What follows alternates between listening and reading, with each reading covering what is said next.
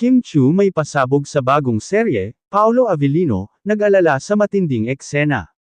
Mukhang mas intense at daring ang Kim Chu na makikita natin sa kanyang bagong Kapuso series, dahil ayon sa mga insider, may pasabog siyang eksena na ikinabigla maging ng kanyang rumored real-life partner na si Paolo Avellino.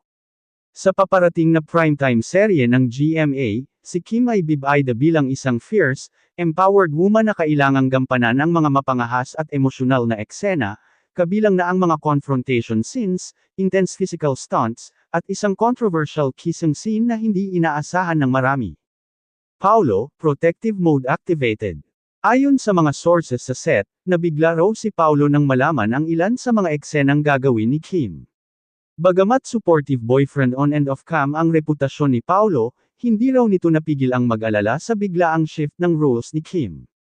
Mas mahigit, alam niyang artista si Kim at trabaho ito, pero syempre, natural lang daw na mag-react lalo na't intense ang ilang scenes, ayon sa isang production insider.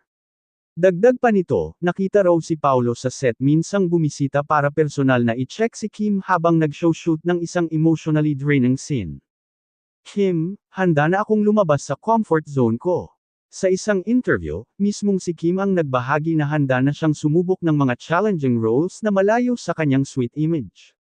Mas mahigit, this time, I want to break the mold. Hindi na ako teeny bopper. Gusto ko ipakita yung maturity ko bilang aktres. Dahil dito, marami ang humanga kay Kim sa kanyang tapang at dedikasyon sa craft, lalo na't hindi madali ang gumawa ng mga eksenang may halong emosyon, pisikal na pagod, at bagong imahe. Kim Pao, may pagsubok ba? Dahil sa bagong role ni Kim at sa pagiging mas bukas niya sa daring scenes, may ilan sa mga fans na nagtatanong, kaya ba ni Paolo na hindi magselos?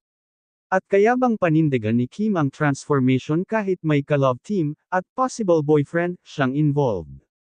Pero ayon sa mga malalapit sa kanila, solid at mature ang samahan ng Kim Pao, at ang pag-aalala ni Paolo ay hindi dahil sa selos kundi puro concern at care lang talaga. Sa bagong seryeng ito, hindi lang bida si Kim Chu, kundi reyna ng tapang at transformation.